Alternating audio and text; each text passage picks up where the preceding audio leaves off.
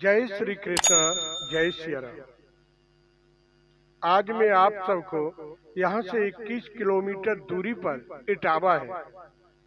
इटावा में एक संत की सच्ची घटना सुनाता हूँ, जो ये कहानी सुनकर डिप्टी कलेक्टर का पद छोड़कर खटखटा संत बन गए। यह बिल्कुल सच्ची घटना है सज्जनों। बात से कैसे बदलाव पैदा होता है। एक कहानी का इतना बड़ा असर है कि डिप्टी कलेक्टर का पद छोड़ दिया। कई साल पहले की बात है। मिस्टर सप्रू इटावा में डिप्टी कलेक्टर बनकर आए। एक दिन एक विचित्र घटना घटी। कलेक्टर साहब भोजन करके पलंग पर लेटे हुए थे। रात के 10 बजे का समय था। एक नाई था जिसका नाम मनोहर था। वो चरण सेवा करने लगा। तब कलेक्टर साहब ने कहा कि तुम कोई कहानी सुनाओ। तब मनोहर नाई ने कहा, साहिब मैं आपको क्या कहानी सुनाऊं? आपने हजारों किताबें पढ़ी हैं, लाखों कहानियां सुनी हैं। आप रोज जो मुकदमे करते हैं वे सब कहानियां ही तो हैं। आप कुछ कहें और मैं सुनूं तो अच्छा रहेगा। डिप्टी कलेक्टर साहब ने कहा, नहीं मनोहर, तुम मुझे कहानी सुनाओ। तो मनोहर नाई ने कहा, आप नहीं मानते तो मैं कहता हूँ, लेकिन आपको कहानी में हुक्का देना पड़ेगा, नहीं आप सो जाएं और मैं बकता रहूं। डिप्टी कलेक्टर साहब ने कहा, नहीं नहीं मैं सोऊंगा नहीं, तुम मुझे कहानी सुनाओ। तो मनोहर नाई कहानी कहने लगा। अरब में एक बादशाह था। एक रात को दासी ने छत पर बादशाह का पलंग बिछाया। गर्मी के दिन थे।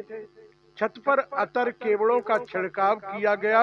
सोने का पलंग था, रेशम की निवार से भरा गया था। कालीन और गद्दा बिछाए गए थे।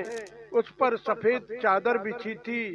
आमने सामने अगल बगल में 4 तकिए रखे थे और फूलों से सजाकर दासी उस पलंग की शोभा एकटक देख रही थी। उस दासी के मन में विचार आया कि मैं इनका पलंग रोज सजाती हूँ, इस पलंग पर थोड़ा लेट कर देखूं कैसा लगता है। हे प्रेमियों, ये मन शैतान होता है। दासी बादशाह के पलंग पर लेट गई। दासी बेचारी दिन भर की थकी हारी, ऊपर से लगी ठंडी हवा, नीचे से उठी फूलों की दमक, 3 मिनट में ही नहीं बीते दासी सो गई। कलेक्टर साहब ने हुक्का देते हुए कहा, मनोहर फिर क्या हुआ? मनोहर ने कहा, बादशाह सलामत आराम करने के लिए आए। पूर्णमासी की चांदनी खिली थी। बादशाह ने तुरंत जान लिया कि पलंग पर दासी सो रही है। बादशाह ने दासी को जगाया। बिचारी दासी जैसे ही जगी घबरा गई, थरथर कांपने लगी, हाथ जोड़कर चरण पकड़ लिए और फूट फूट कर रोने लगी। बादशाह ने कहा कि इस कसूर की बिल्कुल माफी नहीं हो सकती, तुमको सजा जरूर मिलेगी। बादशाह ने बेगम साहिबा को बुलाया और सारा माजरा कहकर सुनाया। इसके बाद बादशाह ने बेगम से कहा कि आप इस दासी की सजा की तजवीज करें, क्योंकि इसने आपका ही विशेष अपराध किया है।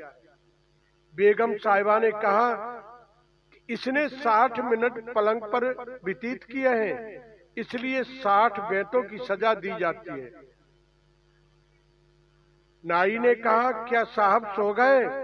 नहीं नहीं मैं सोया नहीं हूँ। उस बेगम ने इतनी सख्त सजा दे दी? बोले हाँ, रुतबा पा जाने पर आदमी कसाई हो जाता है। सजा सुनकर उस बादशाह के भी होश उड़ गए। बादशाह विचार करने लगे, अगर किसी आदमी ने 60 बेंत लगा दिए तो ये तो मर जाएगी। तब तक बेगम साहिबा खुद ही बोल पड़ी, मैं ही 60 बेंत लगाऊंगी। खूंटी पर से चमड़े का बेंत उठाकर बेगम साहिबा ने 4-5 हाथ करारे जमा दिए। बेचारी दासी रोती हुई गिर पड़ी। इसके बाद बेगम साहिबा थक गईं। औरत की जात मुलायम होती है। बादशाह गिनती करने में लगे थे। 30 बेंत तक दासी जोर जोर से रोती रही, परंतु उसके बाद दासी की मत पलट गई। 30 से 60 तक दासी खूब हंसती रही। जब 60 बेंतों की मार पूरी हो गई, तब बादशाह ने दासी से पूछा, तुम पहले रोई क्यों और पीछे हंसी क्यों? दासी ने कहा, मैं चोट के कारण रोई थी, परंतु जब यह समझ में आया कि मैंने 1 घंटा पलंग पर बिताया, तब तो 60 बेंत लगे और बादशाह सलामत रोज रात भर सोते हैं, तो इनको न मालूम क्या दशा होगी। पलंग की सजा से तो बेगम साहिबा भी नहीं बचेंगी, आप दोनों पर भी अनगिनती बेंत पड़ेंगे। ये सोचकर मुझे हंसी आ गई कि सजा देने वाले को अपनी सजा की खबर ही नहीं है। जिस तरह पलंग से मुझे सोती देख आप क्रोधित हो रहे हैं, उसी तरह आपको भी पलंग पर सोता देखकर खुदा गुस्सा होता है। मेरे हंसने का यही कारण है। इतना सुनते ही बादशाह की बुद्धि बदल गई। बादशाह ने ताज फेंक दिया, जामा फेंक दिया और जूते फेंककर फकीरी कफन पहन ली। मनोहर नाई ने कहा, साहब सो गए क्या? अरे नहीं नहीं, मैं सोया नहीं हूँ, आगे कहो क्या हुआ, उसे जल्दी कहो। तो कहा, रामचंद्र जी ने तो दिन में वन की ओर गए थे और बादशाह तो आधी रात को ही वन को चला गया। जब यह बात सप्रू डिप्टी कलेक्टर ने सुनी, तो वह भी पलंग से नीचे उतरकर पृथ्वी पर कंबल बिछाकर लेट गए। मनोहर नाई ने कहा, साहब क्या हुआ? कि बस अब जो हुआ सब ठीक है, अब मुझे भी इस बिस्तर पर नहीं लेटना है। पूरे शहर में यह बात फैल गई। मिस्टर सप्रू डिप्टी कलेक्टर फकीर हो गए हैं। इमली के वृक्ष के नीचे कंबल बिछाकर डिप्टी कलेक्टर फकीरी भेष में बैठे हैं। अपना इस्तीफा लिखकर भेज दिया। बात की बात में अंग्रेज कलेक्टर साहब, सुप्रीडेंट पुलिस, जिले के शेष 3 डिप्टी कलेक्टर और कोतवाल साहब घटना स्थल पर जाकर पहुंचे। कलेक्टर ने कहा, मिस्टर सप्रू, तुमको क्या हो गया? तुमने यह इस्तीफा क्यों भेजा? हम तुम्हारा इस्तीफा मंजूर नहीं करेंगे। सप्रू कलेक्टर ने कहा कि अभी तक मैंने सरकारी नौकरी की है, अब मालिक की नौकरी करूंगा। कलेक्टर ने सप्रू कलेक्टर को समझाया, तुम 5 घंटा सरकारी काम करो, उसके बाद फकीरी करो। तुम भी राम राम कहना और मैं भी राम राम कहूंगा। सप्रू ने कहा, सजा देने वाले ये नहीं जानते कि उनके लिए किस सजा की तजवीज हो रही है। इस बात ने मेरा कलेजा हिलाकर रख दिया। तब तहसील भरथना के डिप्टी कलेक्टर ने कलेक्टर से कहा, हजूर, ज्ञान की बात कृपाण की धारा यानी तलवार की तरह बात भी काट करती है। मेरा मझला भाई जिला बांदा में तहसीलदार था। एक रोज उसने देखा कि एक काले सांप ने एक मेढक को पकड़ा और निगल गया। भाई ने सोचा कि इस तरह ये मौत एक दिन मुझे भी मेढक की तरह गटक जाएगी। उसी वक्त वह साधु हो गया और आज तक पता नहीं है कहाँ है। बड़े कलेक्टर ने बहुत तरह से समझाने का प्रयास किया। कहा कि अगर तुम मेरी बात तुम नहीं मानते तो वह देखो, तुम्हारी बीवी फाटक पर हाथ रखे रो रही है और तुम्हारा छोटा सा बच्चा भी रो रहा है। तुम्हारे बिना तुम्हारी मेम साहब का क्या हाल होगा? तुम्हारा बच्चा कैसे तालीम पाएगा? बच्चे को पढ़ा लिखा दो, तब फकीर हो जाना, तब हम भी फकीर हो जाएंगे।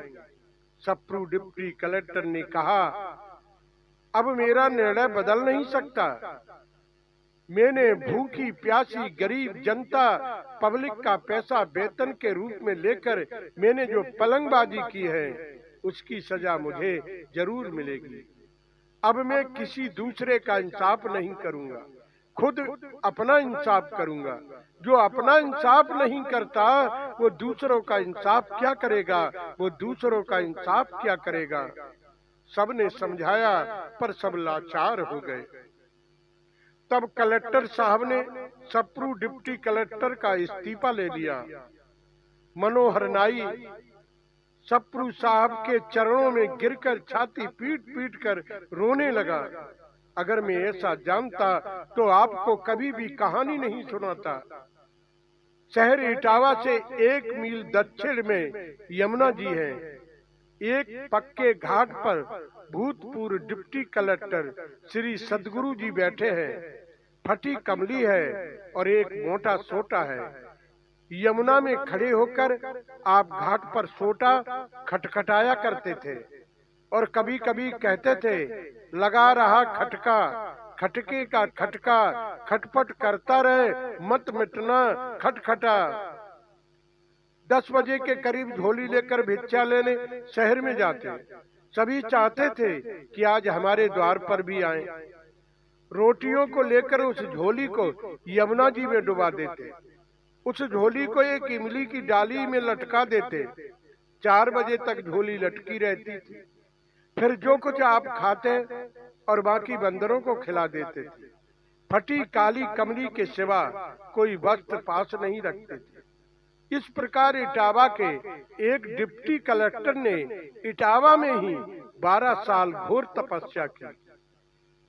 खटखट करते रहने से पब्लिक उनको खटखटा बाबा कहने लगी। एक बार खटखटा बाबा ने भंडारा किया। घी की कमी पड़ गई। कढ़ाई चढ़ी हुई थी। शहर दूर था।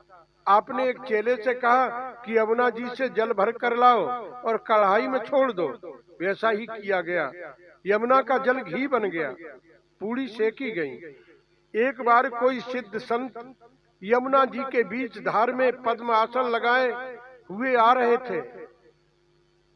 खटखटा बाबा को देखकर कहा कि पानी पिलाओ। बाबा जी भी लोटा में जल लेकर यमुना में स्थल की तरह चलने लगे। पानी पीकर महात्मा ने कहा, तुम भी सिद्ध हो गए हो। खटखटा बाबा के समाधि स्थान पर अब अनेक इमारतें बन गई हैं। समाधि का मंदिर और विद्यापीठ की इमारत दर्शन करने योग्य है। शास्त्रों प्राचीन पुस्तकों का पूर्व संग्रह किया गया है। साल में एक बार मेला लगता है। भारत के विद्वानों, योगियों और पंडितों को निमंत्रण देकर बुलाया जाता है। खूब व्याख्यान होते हैं। खटखटा बाबा की समान इटावा का तीर्थ स्थान है। इटावा जिले का बच्चा बच्चा खटखटा बाबा के नाम से प्रसिद्ध है। जो भी यहाँ सच्चे मन से अपनी कामना लेकर जाता है उसकी मनोकामना पूर्ण हो जाती है। मैंने आप सबको इटावा के एक महान संत की गाथा आप सबको सुनाई है। अगर सुनकर हर्ष हुआ हो तो भदौरिया साहिबदास चैनल को सब्सक्राइब कर लेना और बेल आइकन भी दबा देना, जिससे हमारा हर आने वाला वीडियो आपके पास तक पहुंचता रहे। चैनल को सब्सक्राइब करने वाले सभी प्रेमी जनों को जय श्री कृष्णा, जय सिया राम।